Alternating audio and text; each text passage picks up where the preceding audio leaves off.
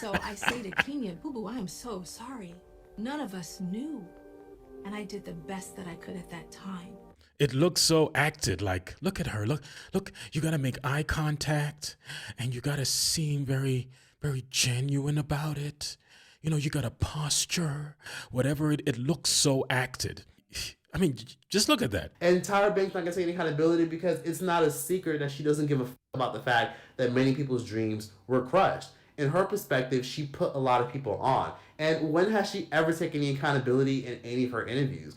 So, and I guess that's how a lot of media people are. It's like, hey, I put you on. What you complaining about? I mean, let's go back to the Tyra show. If any of y'all were old enough to remember when she put models in blackface, she never took any accountability for that. She literally took it and said, I would never do. Woo! Look at that. That's some serious blackface. They even got a black kid in there. Something that insults my race, and if you feel that way, I'm sorry you feel that way. Oh shit! And I got a gap too. What the fuck did y'all expect? Tyra Banks has a very ugly aura about her when it comes to taking responsibility when people call her out on her shit.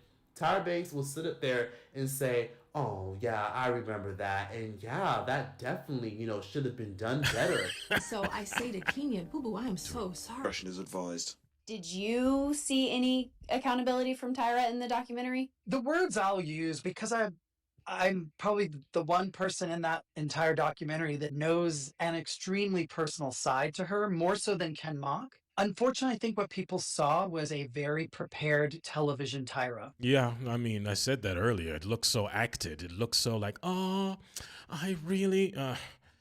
I know the real Tyra. She says it in the doc. Sleeping over at my house. She hates hotels. So when she was in New York, she was at my home. Or if I was in LA, I was at her home. And there's so much that still to this day I keep in confidence, and I will forever keep in confidence. But I say all this to say there is a very strong woman who has been through a lot. If she had brought that vulnerability and the person that I know to the table, I think the world would have been much more receptive to the human being sitting in the document. Listen, I think after living or being in this entertainment industry, you're generally just always acting.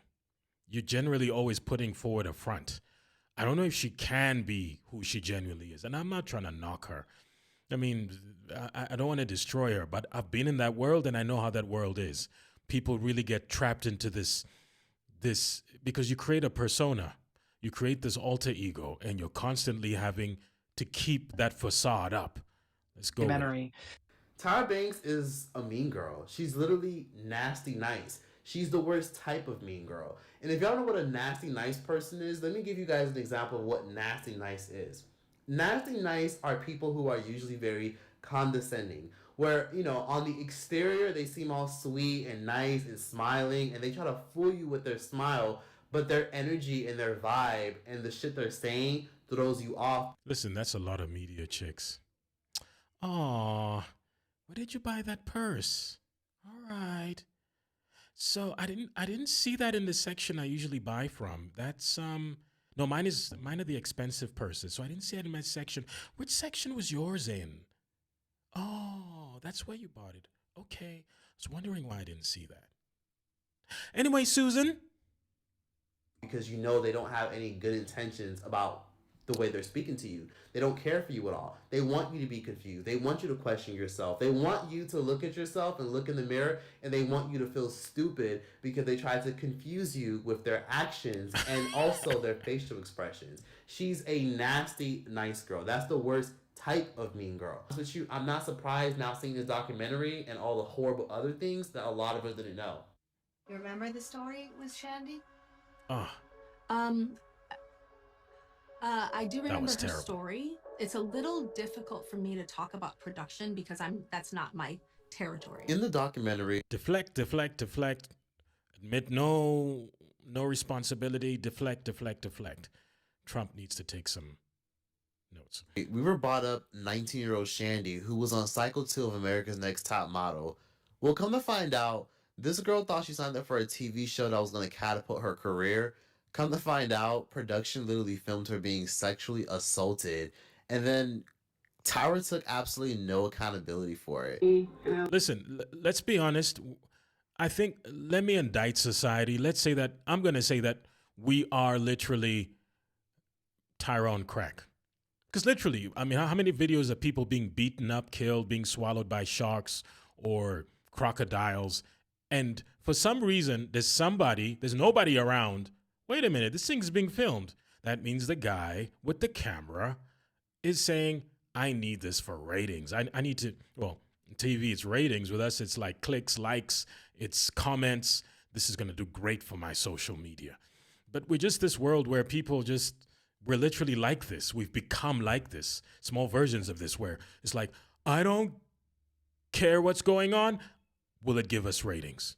I went to him, and I was pretty drunk at that point.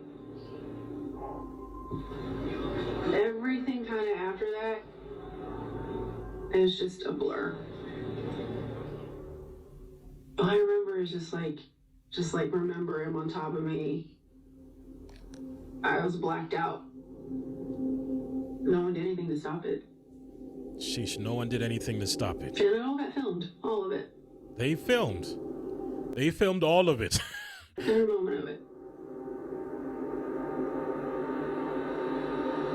And You know, there are those things which, you know, when you think later on in life, you know, you're affected another human being. And this is, why didn't we stop it? Why did we go for the ratings? I've passed out.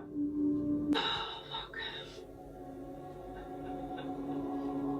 Instead, Tyra Banks not only said, well, you know, I don't really do production. I more so just do editing.